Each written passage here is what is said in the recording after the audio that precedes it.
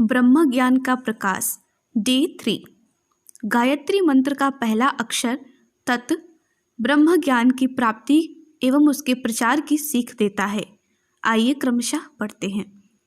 चूंकि हमें अपने सुख का आवश्यकता से अधिक ध्यान रहता है, इसलिए जीवन में यह सारी गड़बड़ी और मुसीबतें हैं। इंद्रिय सुख के संबंध में प्रत्येक का यही अनुभव है कि वह ऐसा सुख नहीं है जो मनुष्य को निश्चित कर दे। प्रत्युत वह दिनों दिन कष्ट उत्पन्न कर बंधन को बढ़ाता ही रहता है। इस सुख में तृप्ति नहीं है। किसी भोग को कुछ समय तक स्थायी रहने में मनुष्य को उसकी आदत पड़ जाती है, फिर तो अनायास ही अचेतन मन उस काम को कर बैठता है।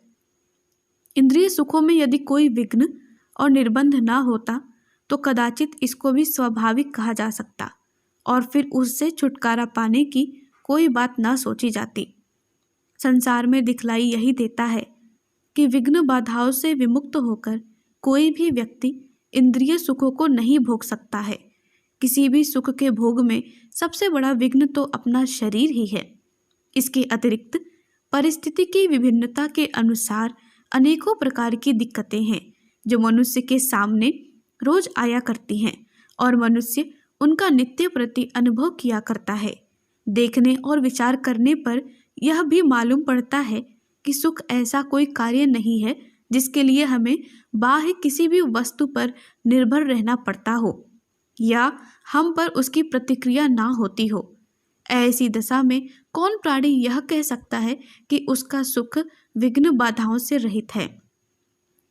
जब यह दशा है तो मनुष्य के लिए आवश्यक हो जाता है कि वह अपने सुख दुख के प्रति सजग होकर जीवन की बातों को समझने की कोशिश करे और अपनी किसी इच्छा का जबरदस्ती दमन ना करके उसके रहस्य को समझे। इच्छा का रहस्य जब भली प्रकार अवगत हो जाता है तब उसे त्याग करने में दुख नहीं होता। उचित प्रयास द्वारा मनुष्य उसे छोड़ने में समर्थ होता है। यह काम भी आसान नहीं है। यदि मनुष्य सदा सजग रहे तो संभव अवश्य है।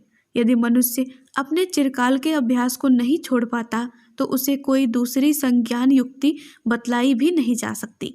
ऐसे असमर्थ प्राणी सदा दुख में ही अपना जीवन व्यतीत करते हैं। मनुष्य को सच्चे मार्ग पर लाने के लिए दुख से बढ़कर कोई वस्तु नहीं है।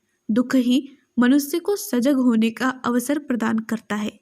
सजगता द्वारा जीवन का बोध हो जाने पर उसकी गति स्वाभाविक हो जाती है।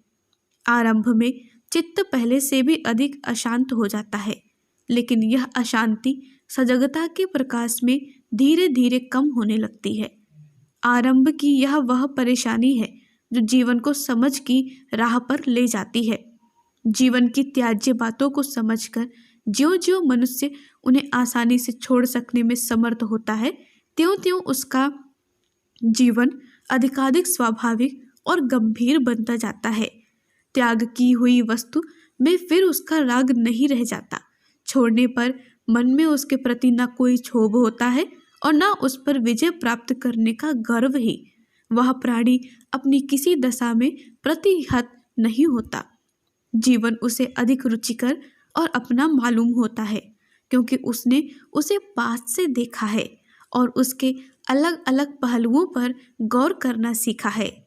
जीवन के साथ समवर्ती होने पर कष्ट कम होने लगता है। उसके सामने जो बात आएगी उसे समझने के लिए वह अपना हृदय, मन और बुद्धि अर्पित कर देगा। उसके विचार और कार्य में कोई अंतर ना होगा। अपने को समझाने के लिए मनुष्य को अन्य किसी व्यक्ति के उपदेश और आलोचना की आवश्यकता नहीं होती। राग द्वेष से प्रेरित होकर वह न किसी को अपना मित्र समझेगा और न शत्रु ही। वह मनुष्य अपने को समझने में इतना संलग्न हो जाएगा कि बाह्य वस्तुएं उसके लिए उपेक्षणीय हो जाएंगी। दूसरों की बातों पर ध्यान देने के लिए उसके पास न समय ही रहेगा और न वह उसमें रुचि ही लेगा। किसी को अपने से श्रेष्ठ समझकर न वह उसका प्रभुत्व स्वीकार करेगा और न किसी को अपने से न्यून समझकर उसकी उपेक्षा करेगा या उस पर प्रभुत्व दिखलाएगा। दोनों ही दशाओं में भीतर भय और भेद रहता है। इसलिए ऐसे जीवन में न समत्व होता है और न स्वाभाविकता ही। इसका परिणाम संकीर्णता और अवनति है। जीवन में जब दूसरों का प्रभाव अधिक पड़ने लगता है तब वह मनुष्य अपना नहीं रह जाता। उसके अंदर विचार और स्वतंत्र कार्य करने की क्षमता का अभाव हो जाता है। जीवन की ऐसी परिस्थिति में सत्य का प्रदर्शन नहीं होता। सत्य का अनुभव करने के लिए प्रत्येक प्राणी को अपना बन जाने की आवश्यकता है।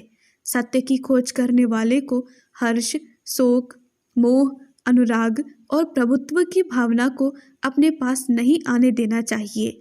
ये दशाएं मन को उत्तेजित करने वाली होती हैं।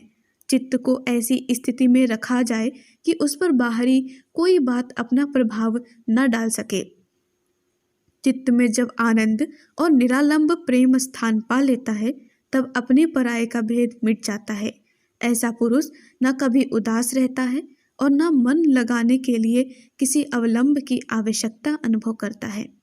जीव जंतु और लता बिल्लियों के साथ उनका सौहार्द हो जाता है। कष्टदायक अवसरों का भी जीवन में अभाव होना आरंभ हो जाता है। मन सदा प्रसन्न और एकाग्र रहने लगता है। संसार के साथ उसका अप्लान प्रेम का संबंध स्थापित हो जाता है। संसार की प्रत्येक वस्तु में वह अपना रूप देखता है। उसको सर्वत्र सत्य का दर्शन होता है और प्रत्येक अवस्था उसके लिए आनंद की अवस्था हो जाती है। वायु के रूप में वह संसार की सैर करेगा।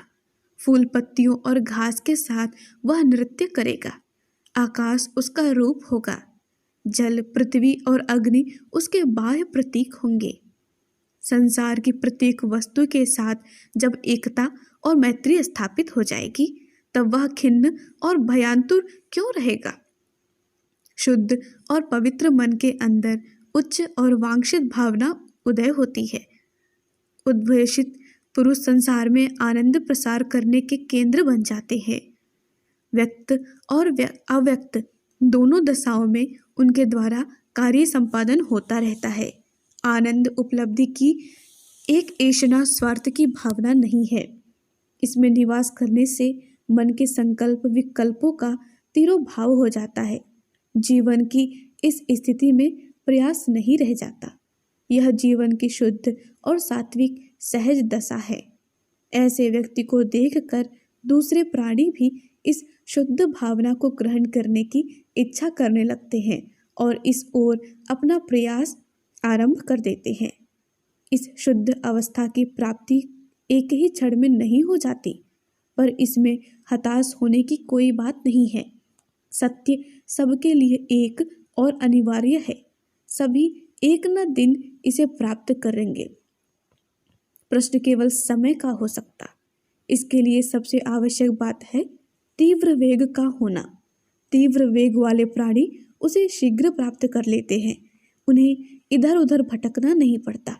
देर तो उनको लगती है जो शब्द वेग के कारण रास्ते में रुककर इधर उधर की सैर करने लगते हैं। भिन्न भिन्न उपायों द्वारा लोगों ने इसकी खोज की और इनका कहना है कि सत्य की प्राप्ति के लिए मार्ग अनेक हैं, किंतु सत्य की प्राप्ति का मार्ग केवल एक है और वह है सृष्टि और जीवन के रहस्य को समझना। इसे लोग जब तक भली प्रकार नहीं समझ लेते तब तक वे अनेक मार्ग और अनेक उपायों द्वारा अनुभव करने की चेष्टा करते रहते हैं। लोग कहते हैं कि ईश्वर घट घट में व्याप्त रहा है, लेकिन वह भी केवल मुंह से ही कहते हैं। इस सत्य को समझ लेने पर प्राणी अपने प्रत्येक कार्य का जिम्मेदार हो जाता है। वह अपनी अंतरात्मा की ध्वनि को सुनता है और उसके अनुसार आचरण करता है, अर्थात वह प्रत्येक कार्य में अपने हृदय और मन को एक करके कार्य करने की चेष्टा करता है। हृदय और मन में एक की ही बुद्धि का विकास है। अंतःकरण में ईश्वर, सत्य तथा जीवन की अनुभूति हो जाने पर प्राणी अपने समस्त कार्यों के प्रति सावधान हो जाता है। उसका यह पथ जीवन की वास्तविकता को सामने रखता है। इससे जीवन स्वाभाविक और सरल बनता है। फिर उसके अंदर ईश्वर प्राप्ति और सत्य को जानने की भी कोई इच्छा नहीं रह जाती। प्रत्युत उसका जीवन ही सत्य हो जाता है।